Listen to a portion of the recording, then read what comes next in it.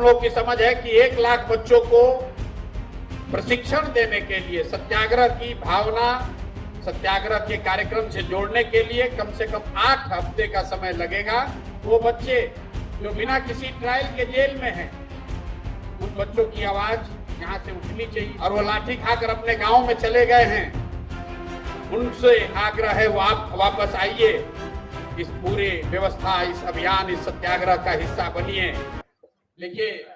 अभी तो जैसा आपने देखा होगा, 2 दिन पहले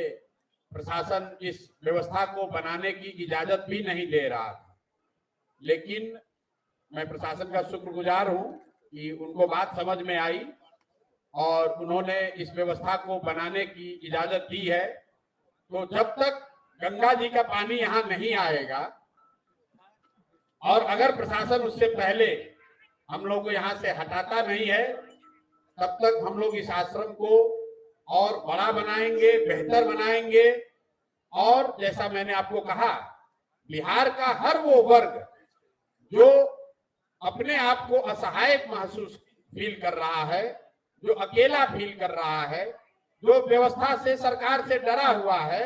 ये आश्रम के दरवाजा तो इसमें दीवार है नहीं, ये आश्रम उसके लिए खुला है, वो यहाँ आ सकता है।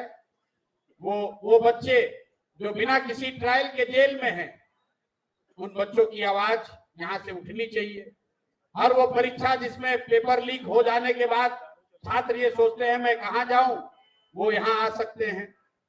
हर वो वर्ग जिस पर सरकार ने लाठी चलाया है और वो लाठी खाकर अपने गांव में चले गए हैं, उनसे आग्रह है वो आप वापस आइए, इस पूरे व्यवस्था, इस अभियान, इस सत्याग्रह का हिस्सा बनिए, एक दूसरे की ताकत बनिए और हम लोग पूरी ताकत से आपके साथ रहेंगे। तो कम से कम होली तक, 8 हफ्ते तक इसको जरूर चलाएंगे, क्योंकि इसकी जो व्यवस्था है,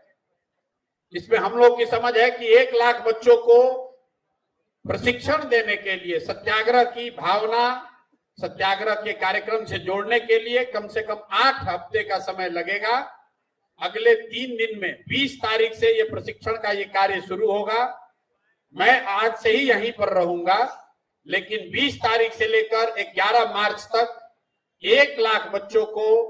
गांधी जी के बताए हुए रास्ते पर सत्याग्रह के जरिए अपने अधिकारों को मनवाने के लिए, बिहार में बेहतर व्यवस्था बनाने के लिए जो प्रयास हम लोग करना चाहते हैं, ये पूरी व्यवस्था उसके लिए समर्पित है।